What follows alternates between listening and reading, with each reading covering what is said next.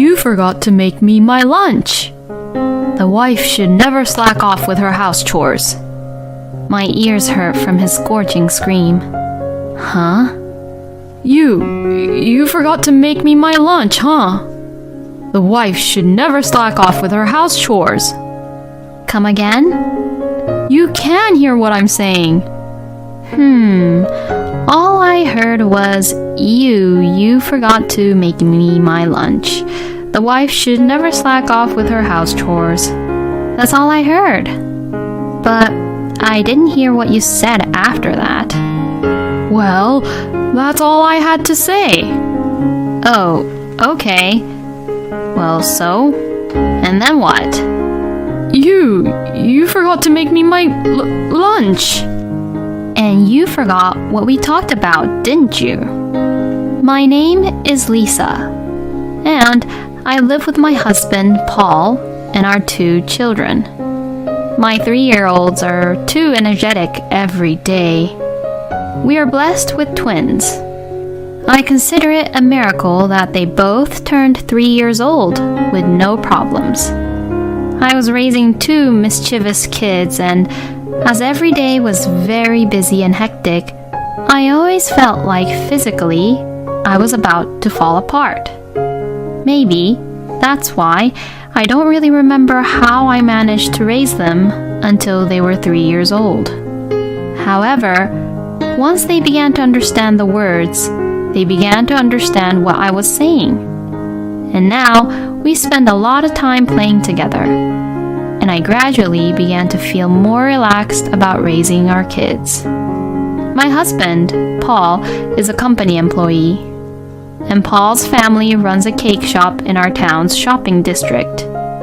Recently, I have been helping out at the cake shop with our kids. I began helping out in the hope that it would be of some help to Paul's parents, but now I find it quite enjoyable.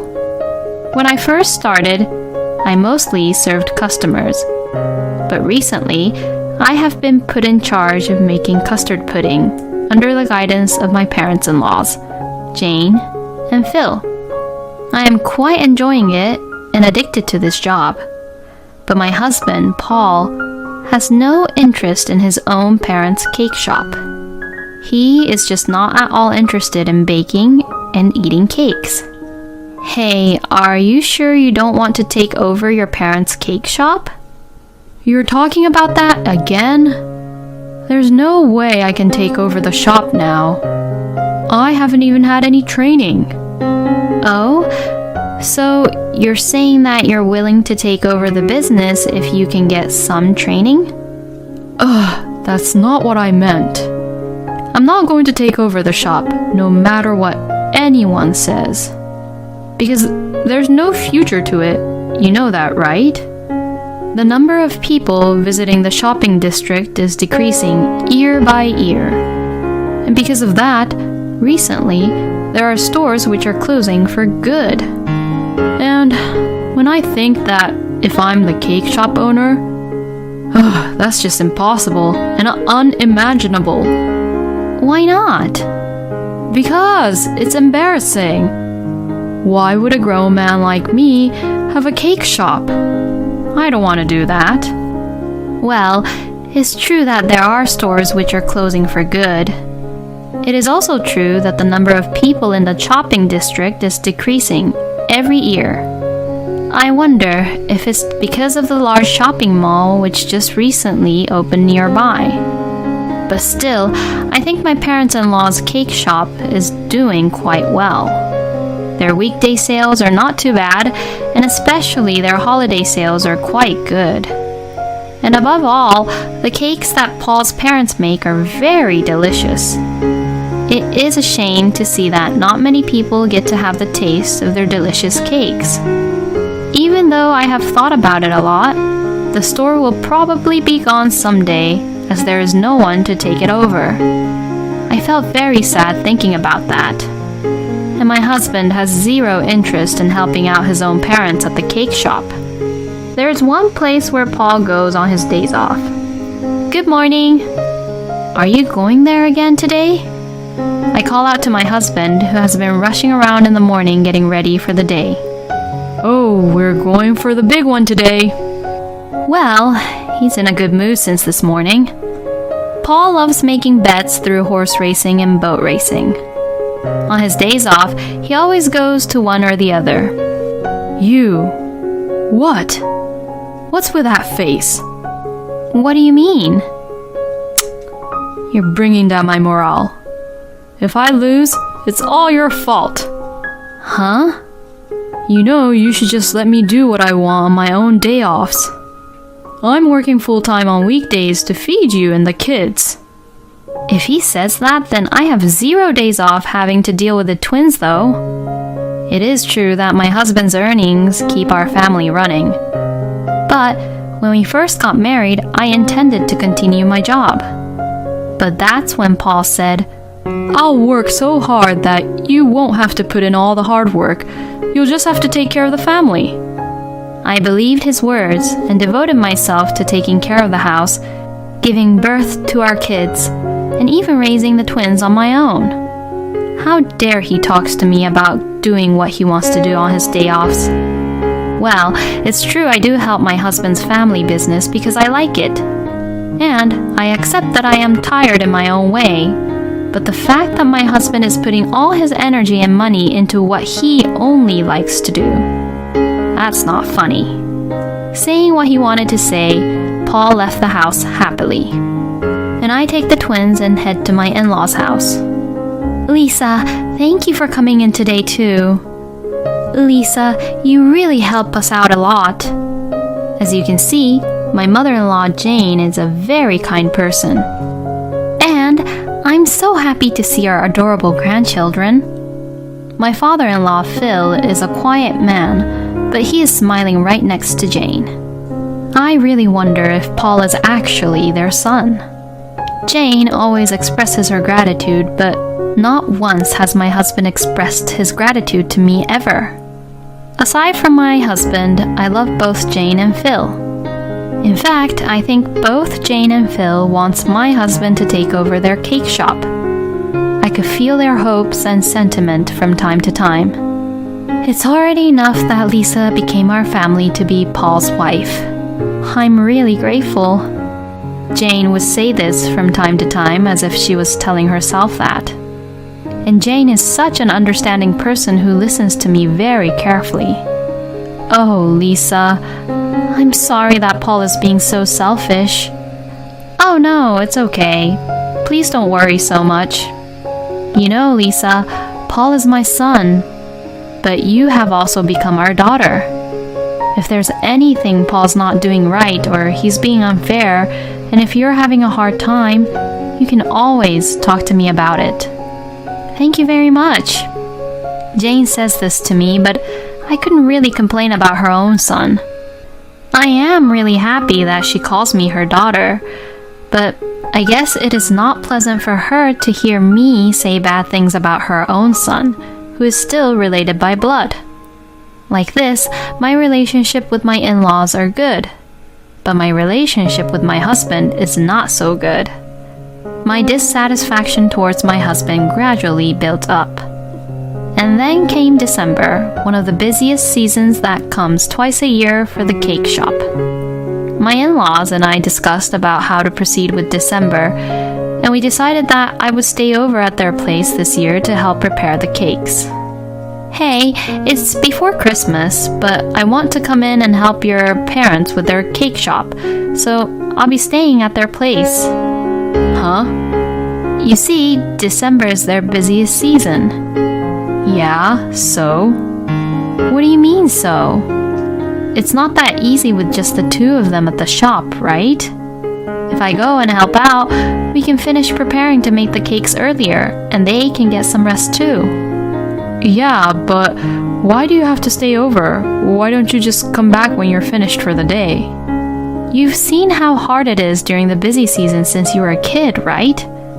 I can help out early in the morning and stay late at night if I stay overnight.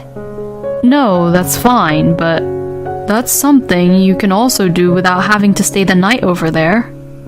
Do you want me to take the kids and travel early in the morning and late at night? Of course, that's impossible. Huh? They can already walk, though. They can walk, but then what? Listen. My husband sighed deliberately. What are you going to do about the house? Who's going to cook for my dinner? How old are you now? Huh? I'm asking, how old are you?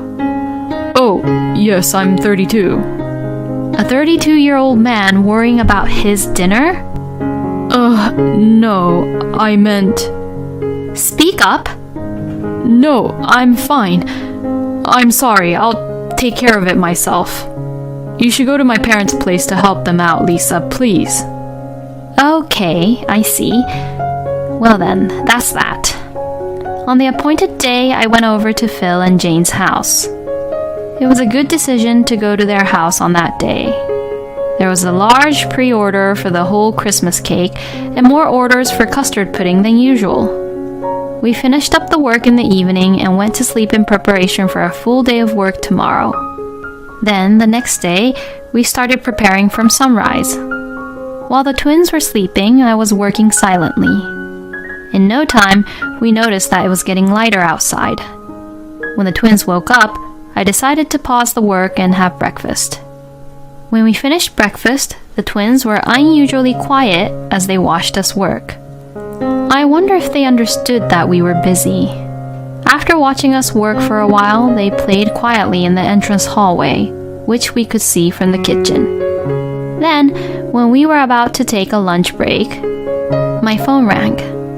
I got a call from Paul. Oh, I wonder what he wants. Hello? You forgot to make me my lunch. The wife should never slack off with her house chores. My ears hurt from his scorching scream. Huh? You forgot to make me my lunch, huh? The wife should never slack off with her house chores. Come again? You can hear what I'm saying. All I heard was, you forgot to make me my lunch. The wife should never slack off with her house chores. That's all I heard. But I didn't hear what you said after that. Well, that's all I had to say. Oh, okay. So, and then what? You forgot to make me my lunch. And you forgot what we talked about, didn't you? Do your chores properly. Huh? Why are you tripping over your own words? Just do your chores. Your chores. Oh, honey. Somebody is there with you, right? No one's here. What a liar. If you're pretending to be that bossy, then there must be a girl nearby. To that, my husband began to cough. You know, I know you're an old man trying to show the young girls how cool you are, but it's not working at all. See ya later, you old man who is so full of himself. Saying that, I hung up the phone. Well, I can't really say anything because I'm an old lady too, but oh well. Oh, crap! I was so irritated at Paul that I forgot the most important thing.